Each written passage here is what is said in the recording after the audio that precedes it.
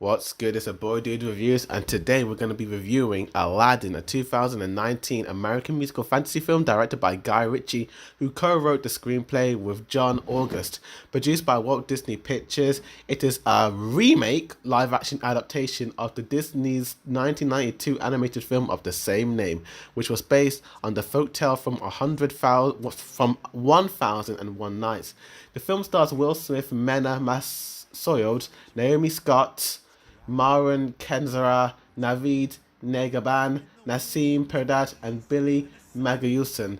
And we know what the film is about. In the film Street, and I think you have to have been living under a rock to not know what Aladdin is. I mean, this film, we know what it is, but in case for some strange reason you don't know what it is, young Aladdin embarks on a magical adventure after finding a lamp that releases a wisecracking genie. And, and he must use it to win over Princess Jasmine and defeat the evil Jafar. And Disney announced in 2016 that Guy Ritchie would direct it as a live-action remake. Will Smith was the first member of the cast to join, signing on to portray the genie. And yeah, now a lot of people, when the trailer was released and everyone saw Will Smith in blue, people went nuts, absolute nuts, over the fact that Will Smith was blue, and everyone was like freaking out, not knowing if it was going to be really good or whatnot. And this is where we come straight to a positive, because the one thing about this film that makes it shine is Will Smith's performances. The irony is that the one thing people were worried about was the one thing that was the only decent thing about it. Will Smith knows that he cannot match Robin Williams, but he is able to give his own version, his own interpretation, his own kind of Fresh Princey and vibe to it. And I have to admit, I was actually entertained by his performance. It was not at all like Robin Williams. It was his version. It was his genie, and I respected that. I have also respected the fact that Will Smith, in many interviews, that he has literally mentioned Robin Williams' name countless times, and he's always paid tribute to him. And I have to give him credit for that. And he did a really good job. I really did like it, and yeah, really good job, and I was entertained.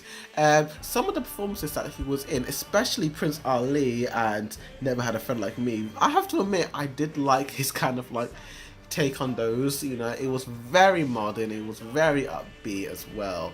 And another thing I like about this film are the musical scenes. Like, I have to admit, but some of the arrangement of the songs are actually literally hold up. Like, unlike Beauty and the Beast, where it was just kind of like long and drawn out, these musical scenes and scores and sequences, I have to admit, work in this modern time period. I have to admit. And I think for a remake, this is literally the direction I would go. This is the first time I actually had this kind of reaction. Like, I remember when I was 7 years old and I watched the Charlie and the Chocolate Factory movie, and it was the first remake of a classic film I watched as a younger kid. And I just had this really strange, like, fascination with it, because it was the same story. I knew what was going to happen, but the way it was executed was absolutely different and new and fresh, and I liked it. And I have to admit, I do like this new take on it, like particularly the song sequences, because they're the ones that really shine. Friend Like Me, Prince Ali, and A Whole New World are absolutely amazing. They're my favorite scenes, in my opinion. And I was entertained by the song sequences. Every time there was a song that I knew, I was like, yeah, I know that song. And I was like singing to it, and it was great, And yeah, Naomi Scott's performance as Jasmine is also absolutely surprisingly amazing. The animated Jasmine was always pretty great, I mean, she was always a strong, independent woman. And I mean, I liked the voice. It was Linda Larkin who performed, and Leah Salogona who sung it in the 992 version. And yeah, I did like that version of it. Naomi Scott does give a nice take on it. I mean, it's kind of the same one, but it's a lot more strong, independent woman type. And I like this Jasmine. I really liked it. And she has a song. It's very reminiscent of Let It Go, I have to admit. If you know Let It Go, it's a very Let It Go-ish song. And it's kind of Let It Go combined with Girl I Used to Know, sung by that chick from Titanic. I forgot what it was called. But you know what I mean. It's a really great sequence, and they use like a slow-mo. It's like, I don't want to spoil too much, but they use an interesting technique with that sequence, and I have to admit I liked it. I really did. I thought it was great. And yeah, her performance was pretty damn amazing. I was entertained by it. And the night sequences, whenever the camera would pan in on like the city in the night, it looks phenomenal. I loved looking at that city in the night. It looked amazing, absolutely beautiful. The whole like land of Aladdin, oh my gosh, it was absolutely beautiful. Absolutely just a beautiful looking city in the night, I would say. And in the day, not so much. And this is when we come to my... Okay, let's talk about my mixed aspects of the film. And that's Aladdin. And this is Mena Massoud as Aladdin. The thing with this guy is that he gives a decent performance. And you can see he's trying. And yeah, he is trying at times. But there are other times when I feel like he really watched the previous original movie, because some of his facial expressions are so animated and so wacky that it literally takes me out of the movie at times, and it's so bizarre, you know. It's a live action, but some of like the way he's like acting, it's like, it's just so wild and it's so crazy, and it's like, whoa, turn it down a bit, dude, turn it down. But he does give a decent performance, I will give him that. And yeah, other mixed aspects of the film is that the song that he's in, One Jump, the first song that he sings, it's not really, I mean, it's good. The beat of it is nice, but the actual cinematography of it is actually pretty bad. And this is the thing that I've noticed with this film, is that all the songs that are set in the night, like, okay, maybe not all the songs, but this one song just wasn't that good for some odd reason. Like, Prince Ali was set in the day, but it looks amazing, you know. I don't know. I just wasn't that invested in this song. You know, it didn't look that good as well. It just kept kind of like, it just didn't look that great. I wasn't that entertained by this song. Cinematography was really rubbish, and it looked like I was watching a Bollywood film at times, to be honest with you.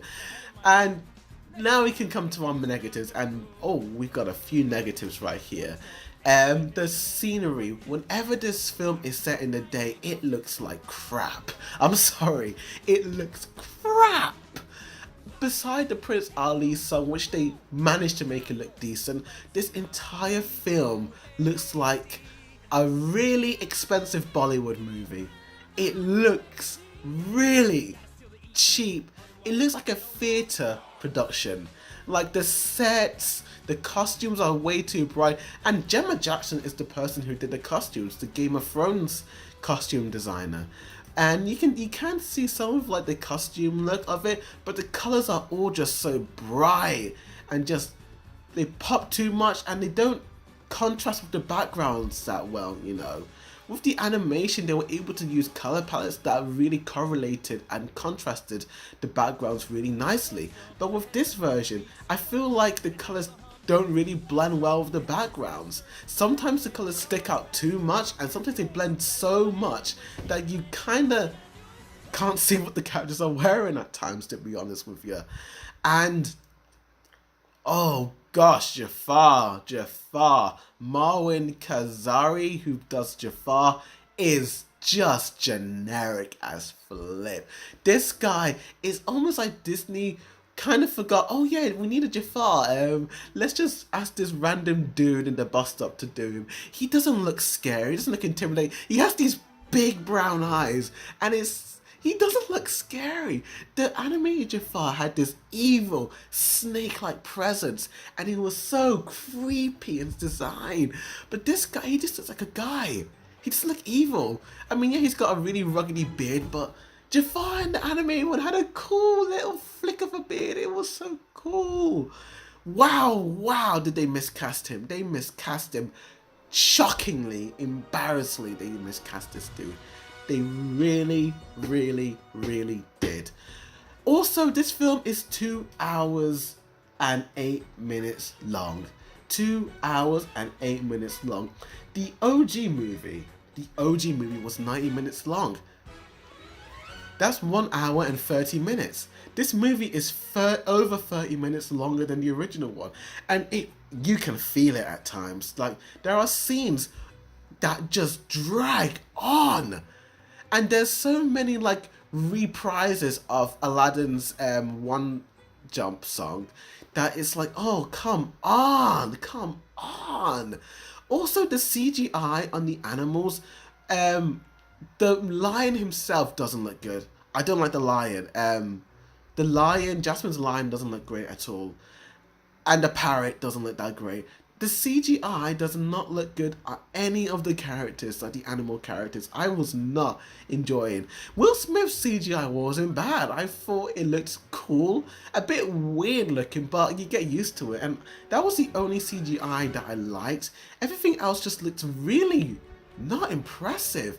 And the funny thing is that when the scenes were in the night, particularly, like, you know, Friend Like Me was set in an underground cave and it's dark and all that lot. So they were really able to really hide the crappy CGI and use colours to their advantage. And I thought that was a smart job. And the same thing with A Whole New World, when Aladdin and Jasmine are flying through the city and you see the lights. I thought, what a good idea. Yes, that works. I feel like when it's in the day and we've seen all the, and everything's lit up, it just looks really bad. Really bad. And when you're watching this film, towards the end, I was like thinking, you know, was there ever a point in making this movie?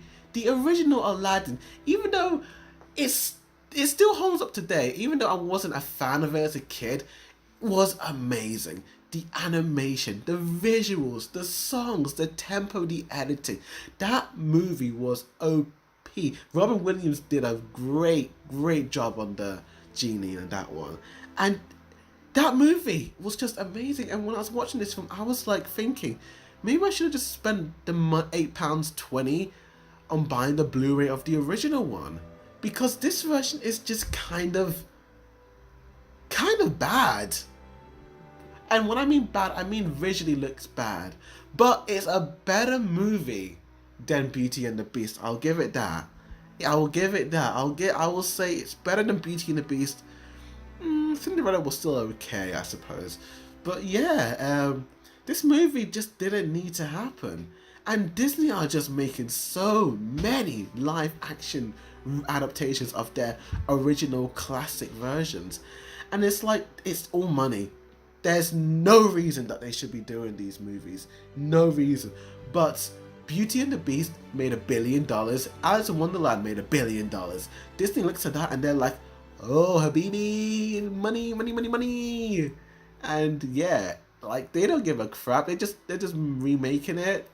And I have to admit, I'm putting my hands up. I don't mind these live action remakes. I am probably the only person on the whole planet who actually doesn't mind these live action remakes. Because I do like seeing what it looks like with real people.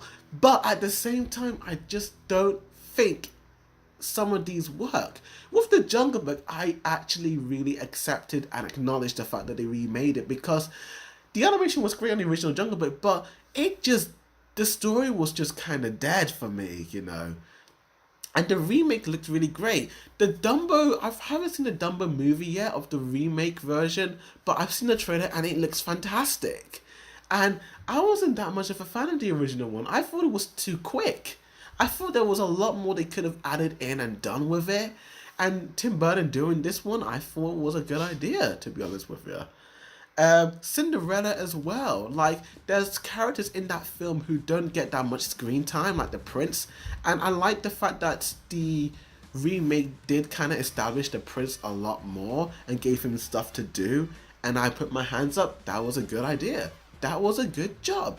But when you're Beauty and the Beast, it's like copy paste of the original animated version. That's when you cross the line and you're like, nah, there's no originality in that film. They could have really done something different with it. The Jungle Book, in my opinion, is the only movie that did something different and made it better. That movie, I have to admit, is better than the animated version because they were able to establish the story. This movie is still a copy paste of the original movie, but it's nice to see a different take on it, I would say. And for that, I'm going to give Aladdin 2019 a 5 out of 5, and I'm going to give it a C-. Yeah, it's definitely worth a C- because let's face it, the original one was amazing. But thank you for watching this review. Please like and share this video and comment down below and tell me, what movie should I do next? Should I review all the live action Disney remakes? Who knows, I might do it. But with that said, thank you for watching this review, and as always, a Boydudes Reviews signing out.